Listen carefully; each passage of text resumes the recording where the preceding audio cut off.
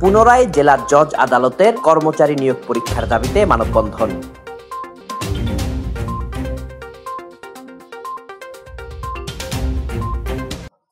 রাঙামাটি জেলা জজ আদালতের স্থগিত কর্মচারী নিয়োগ পরীক্ষা 2024 বাতিল পূর্বক নতুন করে পরীক্ষা নেওয়ার দাবিতে মানববন্ধন করেছে বৈষম্য বিরোধী নাগরিক সমাজ রাঙামাটি পার্বত্য জেলা। মঙ্গলবার সকালে রাঙামাটি জেলা আদালতের সামনে বৈষম্য বিরোধী নাগরিক সমাজ রাঙামাটির সমন্বয়ক মোহাম্মদ আনোয়ার আজিমের সভাপতিত্বে এই মানববন্ধন অনুষ্ঠিত হয়। মানববন্ধন শেষে জেলা প্রশাসকের মাধ্যমে অন্তর্বর্তীকালীন সরকারের প্রধান উপদেষ্টা বরাবর স্মারকলিপি প্রদান করা হয়।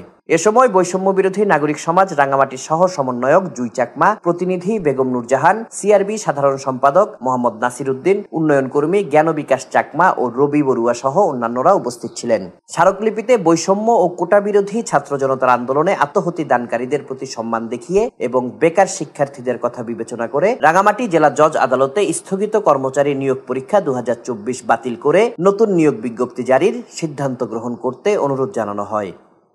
Desk report, CST TV।